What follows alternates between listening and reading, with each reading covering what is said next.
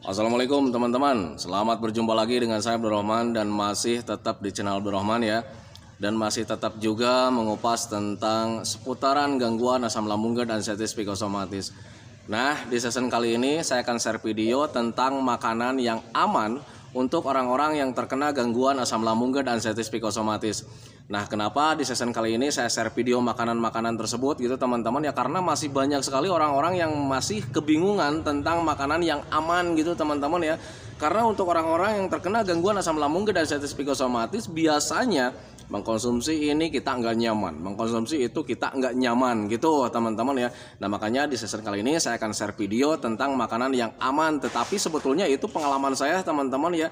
Dan untuk makanan itu bagi setiap orang itu tidak sama gitu teman-teman ya. Kenapa saya katakan tidak sama? Karena nilai sensitif pencernaan seseorang itu berbeda-beda teman-teman ya. Mungkin si A itu sensitifnya itu hanya 90%, mungkin seperti itu ya. Kemudian si B itu cuman 20%. Nah itu teman-teman, nah makanya bagi semua orang itu makanan tersebut itu beraneka ragam, kemudian tidak selalu sama karena dilihat dari sensitif pencernaannya. Nah itu teman-teman, jadi di season kali ini tuh saya hanya menceritakan tentang pengalaman saya saja gitu teman-teman ya. Nah itu, nah makanya pahami saja ke sana. Nah, sebelum videonya saya lanjutkan panjang lebar teman-teman ya. Seperti biasa teman-teman, bagi teman-teman yang ingin bertanya tentang seputaran gangguan asam lambung dan anxiety psikosomatis, alangkah baiknya kalian tonton dulu video-video saya sebelumnya, karena untuk seputaran gangguan asam lambung dan anxiety psikosomatis semuanya sudah saya share ya. Dari mulai cerita saya yang terkena gangguan asam lambung dan anxiety psikosomatis, kemudian merasakan 1001 macam sensasi yang sangat tidak nyaman, itu sudah di-share. Dan kemudian bagaimana cara menangani setiap sensasi yang hadir, itu juga sudah di-share. Nah makanya biar lebih jelas, biar lebih detail, alangkah baiknya kalian tonton dulu video-video saya sebelumnya. Nah itu teman-teman. Kemudian bagi teman-teman yang baru bergabung juga, seperti biasa ya, kalau seandainya kalian belum subscribe channelnya, mohon videonya itu di subscribe dulu, karena untuk subscribe itu tidak memerlukan biaya, tidak memerlukan pendaftaran. Jadi subscribe itu adalah hal yang sangat mudah sekali bagi teman-teman lakukan ya. Jadi teman-teman itu cukup memijit saja tulisan subscribe, biar kenapa? Jujur ya, biar videonya itu cepat berkembang dengan baik. Dan kalau seandainya videonya itu berkembang dengan baik, sudah barang tentu itu akan menambah semangat tersendiri buat saya untuk terus nge-share tentang seputaran gangguan asam lambung dan anxiety psikosomatis ini terhadap kalian. Kemudian yang lebih penting dan yang lebih utamanya, tekan juga tombol lonceng sama tombol like-nya ya, biar kalian itu dapat notifikasi atau pemberitahuan video saya yang terbaru. Karena saya itu akan terus nge-share tentang seputaran gangguan asam lambung dan anxiety psikosomatis ini terhadap kalian, dengan tujuan semoga saja videonya itu menjadi wasilah atau jalan keluar bagi kalian yang sedang mengalami gangguan asam lambung dan anxiety psikosomatis hingga membaik ya, apalagi sampai sembuh total. Amin ya robbal alamin. Ya minimal hanya memberikan motivasi saja, atau lebih minimalnya lagi hanya sekedar menemani kalian yang sekarang sedang merasakan tidak nyamannya dari gangguan asam lambung dan anxiety psikosomatis. Nah itu teman-teman ya. Nah kembali lagi ke topik utama teman-teman ya. Makanan-makanan yang sehat, makanan-makanan yang aman untuk orang-orang yang terkena gangguan asam lambung dan anxiety psikosomatis itu sebetulnya banyak gitu teman-teman, tetapi tidak semua orang sama gitu teman-teman. Kembali lagi di pembukaan tadi, karena memang pencernaan kita itu semua orang itu berbeda-beda gitu teman-teman ya. Kapasitas sensitifnya itu berbeda-beda. Saya mungkin mengkonsumsi udang mungkin tidak nyaman, tetapi bagi teman-teman mungkin ada juga yang nyaman gitu teman-teman. Kemudian bagi si A mungkin makan sesuatu itu tidak enak karena suka bikin sensasi hadir gitu teman-teman, tetapi untuk orang lain kadang tidak. Nah itu teman-teman ya. Nah biar tidak bingung, alangkah baiknya yang harus kalian perhatikan itu ada beberapa hal yang harus kalian perhatikan dari makanan tersebut teman-teman ya. Yang pertama, biar kalian itu pencernaannya itu semakin membaik gitu teman-teman ya. Hal yang paling pertama yang harus kalian lihat itu dari kapasitas keempukannya gitu teman-teman. Jangan kalian mengkonsumsi makanan-makanan yang alot, itu yang pertama gitu teman-teman. Kenapa kita itu dihindari atau dianjurkan untuk tidak mengkonsumsi makanan-makanan yang alot? Karena ketika kita mengkonsumsi makanan-makanan yang alot, itu sistem otomatis lambung kita itu bereaksi teman-teman ya. Jadi asam lambungnya itu bertambah lagi. Nah itu teman-teman, dan itu sudah otomatis nggak bisa kita cegah teman-teman ya. Nah fungsinya biar cepat menguraikan makanan gitu teman-teman. Makanan yang alot itu kalau seandainya susah dicerna, itu asam lambungnya akan keluar terus ya, akan bertambah terus. Dan itu sudah sistem otomatis, tujuannya atau fungsinya itu agar makanan yang alot itu cepat terurai, kan seperti itu ya. Nah tetapi sialnya ketika asam lambungnya terus bertambah gitu teman-teman ya, itu juga membuat kita nggak nyaman teman-teman, karena itulah gangguan asam lambung ya. Ketika kita asam lambungnya bertambah, kita itu membuat gak nyaman teman-teman ya.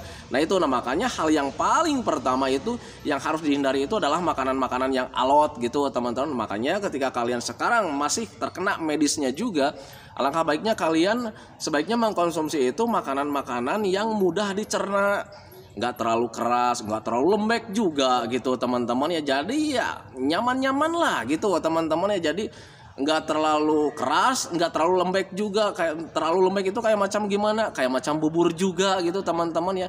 Sebaiknya kalau misalkan kalian mengkonsumsi makanan itu yang biasa-biasa saja, yang sedang-sedang saja. Contoh di nasi, kalian jangan mentang-mentang itu harus mengkonsumsi makanan yang mudah dicerna. Kalian mengkonsumsi bubur setiap hari, mau sampai kapan membaiknya teman-teman? Karena dalam bubur itu kandungan gizinya itu kurang ya, kurang. Nah dulu juga saat terkena gangguan asam lambung ascites psikosomatis, kenapa saya lama membaiknya teman-teman? Lemesnya lama, kelayangannya lama gitu teman-teman ya. Karena kebutuhan untuk tubuh saya waktu itu tidak terpenuhi setiap harinya. Karena saya itu waktu itu mengkonsumsinya hanya bubur, bahkan itu buburnya itu bubur bayi dulu waktu saya. Nah kemudian kesininya bubur nasi. Nah ketika mengingat ke sana, mengetahui bahwa saya itu memang butuh asupan yang sangat bagus buat tubuh kita gitu, buat tubuh saya waktu itu. Nah makanya saya ganti dengan nasi yang agak lembek gitu teman-teman, bukan bubur juga. Nah itu teman-teman, itu di nasi. Nah kemudian dari gizinya nih, yang pertama dari sayuran. Kebetulan waktu itu sayuran itu yang cocok buat saya itu hanya sedikit teman-teman ya. Jadi nggak kayak orang lain lah. Pak saya itu makan sayuran ini cocok, makanan sayuran ini cocok. Ternyata buat saya tidak waktu itu teman-teman ya. Nah waktu itu yang saya cocok itu cuman bayam saja teman-teman ya. Bayam. Nah bayam juga itu tidak memakai batangnya teman-teman. Dan ketika saya itu mengkonsumsi bayam waktu itu ada kelayangan juga ya. Ada rasa tidak nyaman juga di pencernaan. Kenapa ini? Toh ini bayam itu sebetulnya kan bagus buat saya. Nah kemudian waktu itu diakalin.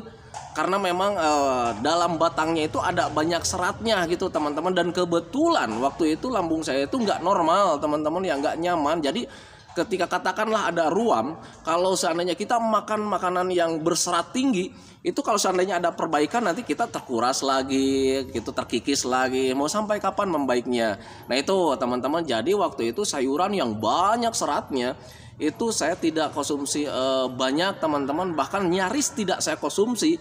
Karena memang waktu itu dari mulai tenggorokan sampai ke lambung sampai ke esofagus juga itu ada kelainannya. Jadi ada pembengkakan, ada ruam juga gitu teman-teman ya. Nah, makanya ketika mengingat ke sana, waktu itu saya menghentikan mengkonsumsi sayuran-sayuran yang berserat tinggi gitu teman-teman ya. Katakanlah biar nggak kehamplas lagi teman-teman ya. Nah itu yang saya lakukan waktu itu. Jadi ketika diakalin, ketika mengkonsumsi bayam itu diakalin dengan cara menghilangkan batangnya.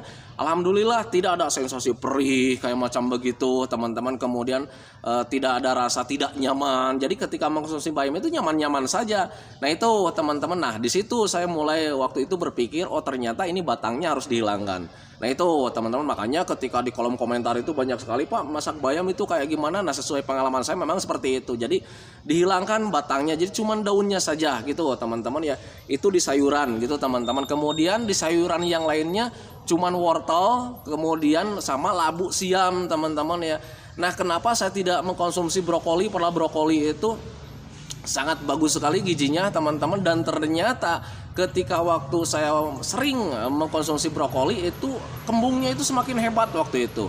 Nah ketika saya gali-gali ternyata itu brokoli itu sesuai pengalaman saya itu mengandung gas teman-teman ya, kayak macam brokoli, kemudian umbi-umbian, kemudian kol juga itu ternyata mengandung gas. Jadi ketika saya mengkonsumsi brokoli atau kol itu atau umbi-umbian itu perut saya itu makin membesar teman-teman ya, makin membesar, kemudian ada kembung, banyak sekali gasnya. Nah itu, nah makanya ketika mencoba mencoba dengan beberapa kali, mungkin ini sedang kembung saja.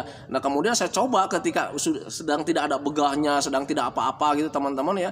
Nah ketika mengkonsumsi brokoli itu kembungnya hadir lagi, dan ternyata itu brokoli, kemudian aduh lupa saya, kubis kubis, kemudian umbi-umbian, kol ya kayak macam gitu, itu mengandung gas teman-teman, dan airnya ya kembung lagi. Nah berbeda ketika saya hentikan total waktu itu ya, ternyata nyaman-nyaman saja teman-teman. Nah waktu itu saya tulis ya, waktu itu jadi untuk brokoli, kol atau kubis gitu teman-teman, kemudian umbi-umbian saya hentikan waktu itu. Nah ternyata yang cocoknya cuma sedikit, cuman bayam, wortel, sama itu labu siam teman-teman. Dan labu siam itu kalau misalkan bosen di sayur, saya cuman dikukus aja gitu teman-teman, jadi cuman bikin cemilan ya. Kalau misalnya lagi nonton TV, cemilannya aja nggak normal ya, jadi seringnya itu rebusan labu siam, kemudian lagi nongkrong. Dulu kan sebelum terkena gangguan aslam itu cemilan kita kopi, kemudian kue-kue biasa, kemudian rokok kan gitu ya. Nah tetapi saat terkena gangguan aslam itu cemilan nggak normal buat saya pribadi gitu teman-teman. Jadi lagi nongkrong, nonton TV, berkumpul sama keluarga, itu cemilannya itu cuman tahu mentah gitu teman-teman, kemudian rebusan labu siam yang kecil-kecil itu loh gitu. Kadang kalau mau di sayur itu labu siamnya yang besar, tapi kalau misalnya ada yang kecilnya, yang kecilnya gitu teman-teman. Nah itu pengalaman saya itu di sayur gitu ya. Jadi cuman bayam tanpa batang, kemudian wortel juga, dan wortel itu saya kukusnya itu, saya masaknya itu cuman dikasih roiko aja sama masako atau masako gitu teman-teman. Jadi nggak kasih bumbu yang spesial juga gitu teman-teman ya. Dan khusus untuk wortel waktu itu saya memasaknya itu sampai lembek ya, sampai benar-benar empuk gitu teman-teman ya. Karena tahu persis ya, wortel itu ketika dikonsumsi itu kalau seandainya kurang matang atau kurang empuk, itu keluarnya wortel lagi.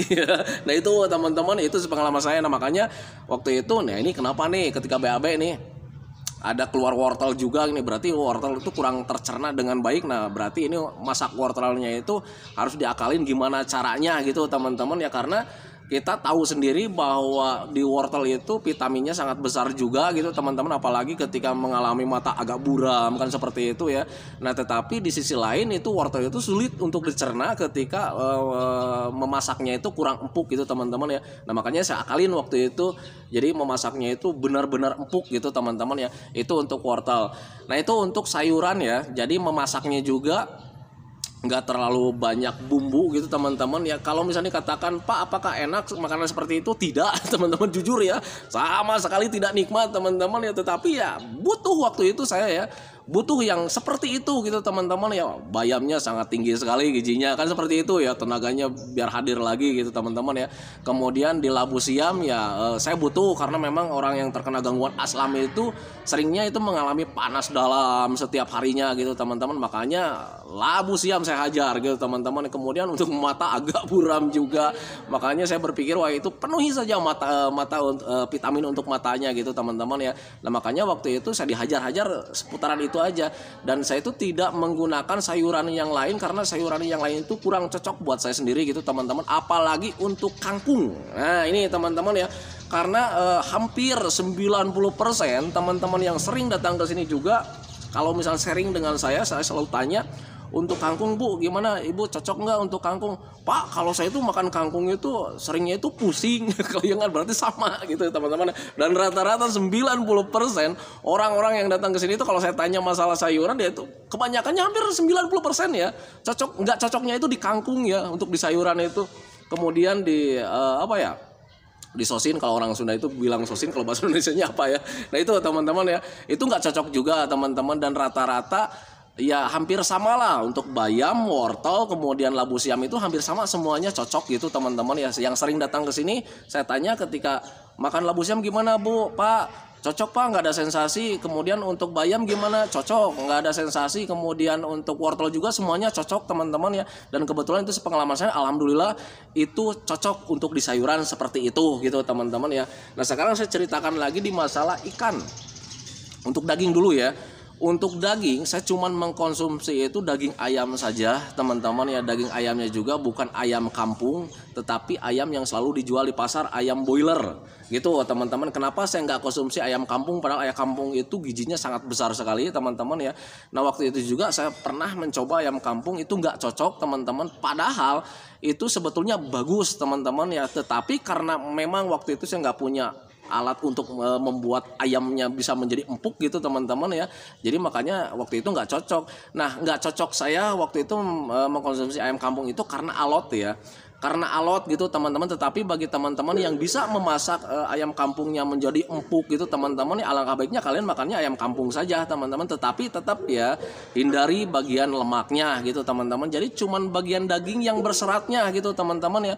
Nah, itu, dan memasaknya juga nggak kayak macam normal sih gitu ya. Jadi nggak normal lah, katakan nggak normal. Jadi waktu itu juga saya masaknya itu cuman ya pakai masak royco, cuman seputaran itu saja. Itu waktu ketika di parah-parahnya, teman-teman. Tetapi kalau misalnya kalian, teman-teman itu sekarang sudah mulai membaik, sudah mulai sehat, ya nggak salahnya kalian juga memakai memakai bumbu-bumbu yang lain. Cuman ya tetap ya nggak berlebihan ya, karena yang namanya berlebihan itu sangat nggak baik juga gitu, teman-teman ya.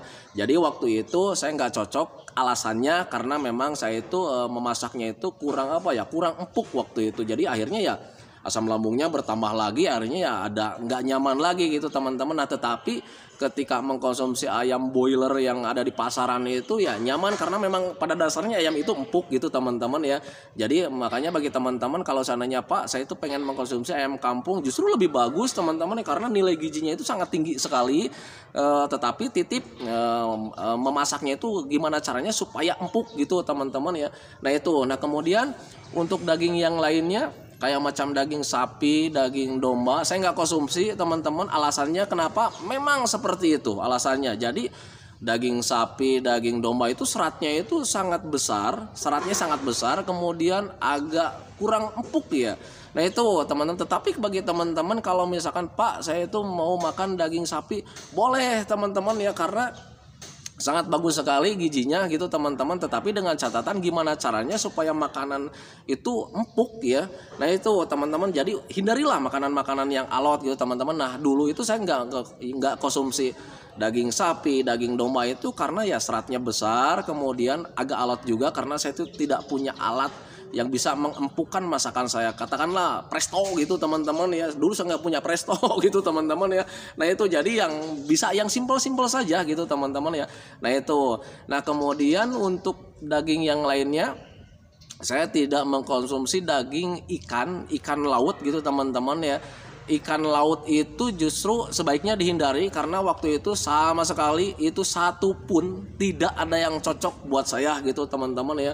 Entah itu ikan asin, entah itu ikan pindang, entah itu pokoknya ikan-ikan laut semuanya udah dicoba juga, dari mulai cumi sampai pokoknya semuanya itu udah dicoba, karena saya waktu itu mulai memahami ya, ini saya butuh gizi yang sangat besar gitu, teman-teman. Makanya untuk ikan-ikan juga mulai dicoba di situ, dan akhirnya itu semua ikan laut itu nggak cocok buat saya gitu, teman-teman ya. Capek rasanya itu mencoba-coba makanan gitu, teman-teman. Dan akhirnya ketika semuanya sudah dicoba, akhirnya termenung, wah ini udah, saya bilang ini makanan laut itu nggak cocok buat saya gitu, teman-teman ya. Nah, tetapi bagi teman-teman, Pak, saya itu cocok, nggak ada sensasi apapun, sebaiknya boleh saja gitu, teman-teman. Tetapi untuk saya pribadi waktu itu nggak cocok gitu, teman-teman, untuk makanan-makanan atau ikan-ikan laut gitu, satu pun nggak ada yang cocok gitu, teman-teman ya. Mengkonsumsi ikan asin, seret di sini ya waktu itu. Padahal itu asin itu kesukaan saya, teman-teman ya. Ada panas bagian tenggorokan, jadi nggak nyaman gitu, teman-teman ya. Kemudian makanan ikan laut yang lainnya juga gitu, suka ada kelayangan juga gitu, teman-teman, karena ya apalagi cumi itu agak alot gitu, teman-teman ya. Nah, itu, nah makanya waktu itu saya hentikan untuk ikan laut, saya coret waktu itu dari catatan saya gitu, teman-teman ya. Nah, kemudian ketika beralih ke ikan tawar, ikan air tawar gitu, teman-teman ya, semuanya cocok terkecuali ikan mas gitu, teman-teman ya. Kenapa ikan mas tidak cocok?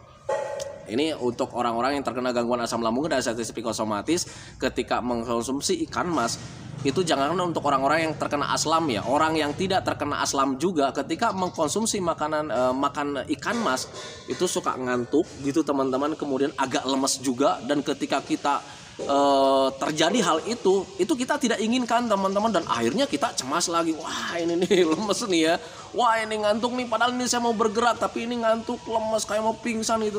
Nah itu teman-teman, padahal itu sebetulnya ciri khas ketika kita mengkonsumsi ikan mas. Nah itu teman-teman, tetapi perubahan di situ kita itu tidak inginkan teman-teman, karena untuk orang-orang yang terkena gangguan aslam itu biasanya pengennya itu normal, setiap harinya normal, setiap menitnya.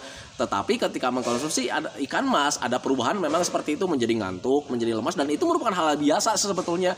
Nah makanya waktu itu saya hentikan mengkonsumsi ikan mas, karena setiap mengkonsumsi ikan mas ada perasaan ngantuk, lemes gitu teman-teman ya, di siang hari itu jadi lemes aja gitu teman-teman ya, jadi kurang gairah gitu teman-teman, bawaannya tuh pengen tidur, ada pusing juga. Nah itu teman-teman, makanya waktu itu nggak cocok buat saya. Itu saya tuh pengennya itu strong terus, kuat terus gitu teman-teman ya. Nah makanya dihentikan mengkonsumsi ikan mas. Nah kecuali ikan-ikan yang lainnya kayak macam ikan patin, gabus, ikan nila, lele, itu saya konsumsi teman-teman ya.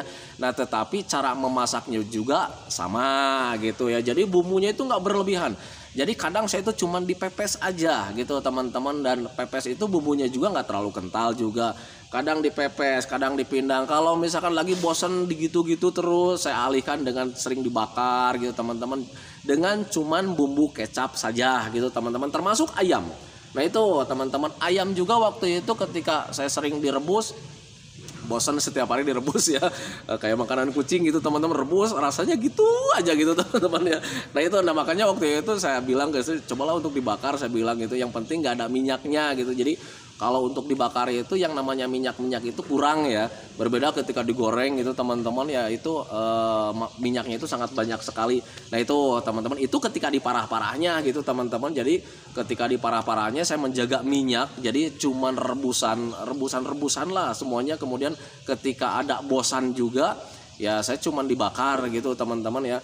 Nah itu pengalaman saya dulu waktu ketika di parah-parahnya. Nah kemudian untuk kacang-kacangan, karena memang saya butuh juga teman-teman ya vitamin, protein yang dari nabati itu saya juga waktu itu memang sangat penting sekali. Tetapi untuk kacang-kacangan tidak cocok waktu itu buat saya, baik tempe apalagi kacang-kacang yang berbentuk kacang gitu teman-teman ya, ketika dikonsumsi itu nggak nyaman teman-teman ya. Nah tetapi waktu itu saya tahu persis bahwa saya itu butuh protein nabati juga gitu teman-teman ya. Nah makanya waktu itu saya dihajarnya itu ya cuman tahu ya waktu itu, dan tahu juga nggak digoreng teman-teman ya, cuman dicuci biasa ya, pakai air panas dicuci masukin lagi, kadang dicampurin dengan bayam juga gitu teman-teman ya. Apakah enak? Enggak teman-teman ya, subhanallah enggak enak sama sekali gitu teman-teman. Jujur ya, saya enggak berani berbohong sama teman-teman, makanan tersebut itu enggak nikmat teman-teman ya. Berbeda ya kan, dulu itu saya tuh senangnya itu makanannya itu sambal, kemudian ikan asin, ada pete, ada jengkol gitu teman-teman ya. Nah ketika mengkonsumsi hal-hal tersebut itu ya enggak nikmat teman-teman ya. Dan tetapi ketika mengingat ini saya butuh ya saya lakukan juga. Dan ketika saya mengkonsumsi makanan tersebut itu agak lama juga teman-teman ya, hampir 1 tahun waktu itu ya. Nah jadi kadang tersirat ya, ingin dong mengkonsumsi yang lainnya gitu teman-teman. Tetapi ketika mengingat kondisi saya belum membaik, itu pencernaannya belum membaik, suka ada esopagusnya masih terganggu juga gitu teman-teman ya. Kemudian panas perutnya itu masih setiap hari gitu teman-teman ya. Kemudian dada terasa panasnya itu masih setiap hari nah gitu. Nah jadi ketika mengingat ke sana, wah ini medisnya belum benar saya bilang gitu ya. Makanya ketika mau melihat makanan yang lain tuh, ngelirik makanan yang lain itu ya, akhirnya nemploknya itu ya ketahu lagi gitu aja teman-teman ya. Dan ketika mulai kesininya ada perbaikan. Mulai di situ saya mulai memberanikan diri teman-teman, karena waktu itu juga sudah mulai memahami ini pencernaan saya harus dilatih lagi biar nggak shock nanti ketika mengkonsumsi makanan yang lain. Mulai di situ teman-teman ya, saya mulai mengkonsumsi makanan-makanan yang lain dengan catatan tidak berlebihan juga. Nah itu teman-teman, tetapi nanti belum saya ceritakan gitu teman-teman. Sekarang saya belum beres menceritakan tentang pengalaman saya di makanan-makanan yang sehat ketika di parah-parahnya. Nah sekarang beralih ke buah-buahan teman-teman. Tadi sayuran kan sudah ya, cuman wortel, kemudian sayur bayam tanpa batang, kemudian labu siam, cuman seputaran di situ saja yang cocoknya, yang lainnya saya tidak. Kemudian tahu ya. Nah kemudian untuk ikan-ikannya saya hanya mengkonsumsi daging ayam tanpa kulitnya gitu teman-teman. Kemudian sama hati ayam. hati ayam tanpa ampela. Soalnya ampelanya itu ada agak-agak alot ya. Cuman hatinya aja, dan cara memasaknya sama, direbus pakai masako, cuman pakai reko. Nah itu untuk di daging ya. Jadi daging yang lain saya tidak konsumsi. Di ikannya, ikan laut saya hentikan karena memang tidak cocok buat saya. Ikan itu hanya ikan tawar, tetapi ada satu ikan yang saya hindari waktu itu, yaitu ikan mas teman-teman ya. Nah itu, nah sekarang ke buah-buahan teman-teman ya. Untuk buah-buahan, untuk saya sendiri teman-teman ya, banyak sekali yang tidak cocok teman-teman. Apalagi itu yang namanya jeruk-jerukan. Kadang dulu itu saya suka mendengarkan informasi dari orang lain, Pak saya itu dulu pernah kena gangguan lambung, saya kasih jeruk sama apa ya, jeruk lemon sama kecap seperti itu, akhirnya saya membaik. Coba waktu itu nggak nyaman teman-teman ya. Justru yang namanya jeruk-jerukan hindari. Ketika dulu saya mencoba nggak nyaman, mungkin ini lagi nggak cocok, saya bilang itu.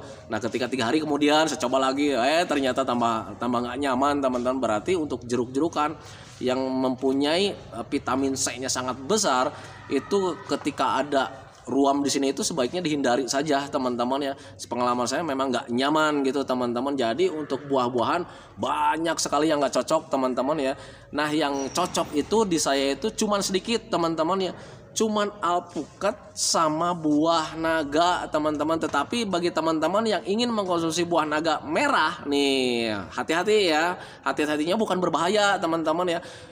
Untuk buah merah waktu itu ketika BAB itu warnanya menjadi merah juga teman-teman, dan waktu itu shock saya ketika BAB, ketika mau cebok, pas astagfirullahaladzim, BAB-nya merah semua, sampai teriak-teriak ke istri, Bu, saya bilang teriak-teriak, kenapa? Ini saya udah BAB darah, wah ini harus ke rumah sakit. Padahal itu dari buah naga yang merah teman-teman, subhanallah ya waktu itu. Nah tetapi berbeda ketika saya mengkonsumsi buah naganya yang putih, aman-aman saja. Nah besoknya saya coba lagi buah naga yang merah, ternyata itu dari buah naga yang warnanya merah, bukan BAB darah. Nah itu teman-teman ya, itu pengalaman saya dulu. Jadi ketika kalian mau ingin mengkonsumsi buah naga, saya ingatkan ketika nanti kalian BAB-nya merah, itu bukan dari darah gitu teman-teman, itu merahnya dari buah naga. Nah itu teman-teman ya. Nah itu jadi untuk sayuran itu cuman buah naga, buah-buahan ya, cuman buah naga sama alpukat sama pepaya teman-teman ya. Cuman itu gitu teman-teman, yang lainnya nggak cocok buat saya gitu teman-teman. Tetapi bagi teman-teman, kalau Pak saya itu buah mangga cocok Pak, nggak ada sensasi apa-apa, lanjutkan teman-teman. Karena kenapa? Kita itu butuh ya, butuh pemenuhan untuk tubuh kita teman-teman ya. Dan perlu kalian ketahui juga, setiap orang itu sensitif pencernaannya berbeda-beda teman-teman. Contoh kecil, ketika sehat dulu, ketika sehat sebelum terkena gangguan asam lambung dan anestesi psikosomatis, saya mengkonsumsi udang itu tidak apa-apa teman-teman. Tetapi berbeda dengan adik saya, ketika dia mengkonsumsi udang, dia itu suka gatal-gatal ya, kadang bibirnya itu membesar. Nah itu teman-teman. Nah itu patokan buat kalian bahwa sensitif perut orang itu berbeda-beda teman-teman ya. Termasuk kalian juga sekarang yang sedang terkena gangguan asam lambung dan anestesi psikosomatis, sensitif pencernaannya itu berbeda-beda. Kadang misalkan di saya cocok, siapa tahu di kalian tidak cocok. Siapa tahu misalkan di kalian cocok, di saya tidak. Kan seperti itu teman-teman. Tetapi kalau misalkan kalian ingin mencontoh makanan-makanan seperti saya, itu makanan yang tadi saya sebutkan itu aman untuk semua orang teman-teman. Termasuk survei yang selalu datang ke sini teman-teman ya. Jadi teman-teman yang selalu datang ke sini itu ketika saya tanya, buah naga aman nggak? Aman Pak. Labu siam aman nggak? Aman Pak, katanya gitu. Hampir 90% makanan-makanan yang saya uraikan tadi itu semuanya cocok teman-teman, dan tidak ada kendala. Nah itu teman-teman. Kemudian untuk buah pisang, ada yang cocok, ada yang tidak teman-teman. Dan itu untuk pisang itu ketika saya melakukan survei itu, survei terhadap orang-orang yang selalu datang ke sini itu 50-50 ya. Jadi kadang si ini cocok, saya enggak. Jadi tanya lagi, saya cocok Pak. Tanya lagi sini, enggak Pak. Tanya lagi ke sini, cocok Pak. Pusing saya gitu teman-teman ya. Nah itu teman-teman, itu untuk pisang rata-rata 50% 50%. Jadi untuk perimbangannya di orang-orang yang terkena gangguan asam lambung dan anestesi psikosomatis, pisang itu banyaknya itu ada yang cocok, ada yang tidak. Makanya kalau seandainya kalian pusing, sebaiknya mencoba saja. Kalau toh ada nanti, kalau orang Sunda itu seperti ada tekanan ya, nyelak gitu teman-teman ya, nyelak di ulu hati gitu teman-teman, dan itu dari pisang. Nah saya waktu itu nggak cocok gitu teman-teman. Ketika mengkonsumsi pisang apapun, itu suka ada tekanan di ulu hati ya, kayak macam gimana ya, nyelek-nyelek kayak macam gitu, ketekan gitu teman-teman di ulu hatinya. Nah itu bawaan pisang sih sebetulnya. Dulu juga saat sebelum terkena gangguan asam lambung dan anxiety psikosomatis, ketika belum makan itu mengkonsumsi pisang itu pasti suka begitu teman-teman, itu dulu gitu. Nah apalagi sekarang sedang terkena gangguan asam, mengkonsumsi pisang itu ya tambah sakit ya, tambah gak nyaman. Nah makanya itu alasan saya kenapa saya nggak cocok gitu teman-teman ya. Nah makanya pahami saja ke sana. Nah itu teman-teman ya. Wah ini durasinya udah 29 hampir 30 menit nih, udah kelamaan. Itu seputaran tentang makanan saya teman-teman, tetapi berbeda ya. Kalau misal kalian cocok lanjut saja, karena memang tubuh kita itu memang butuh teman-teman ya, butuh gizi yang tinggi. Karena apa? Karena untuk membangun imun kita semakin kuat. Ketika imun kita kuat, medisnya kita tertangani gitu teman-teman, psikisnya kita tertangani. Nah itu teman-teman. Tetapi kalau misalnya kalian pengen menjaga itu aja, Pak saya itu pengen menjaga tetap itu juga karena memang pengen cepet sehat, tetap lakukan saja, nggak apa-apa. Karena yang saya ceritakan di sana itu ketika tadi itu ya banyak sekali manfaatnya teman-teman, dan waktu itu juga saya sembuhnya karena memang makanan tersebut teman-teman ya. Itu gitu teman-teman ya. Nah makanya pahami saja ke sana. Nah itu teman-teman ya video dari saya. Semoga saja videonya itu menjadi wasilah buat kalian, menjadi pencerahan buat kalian.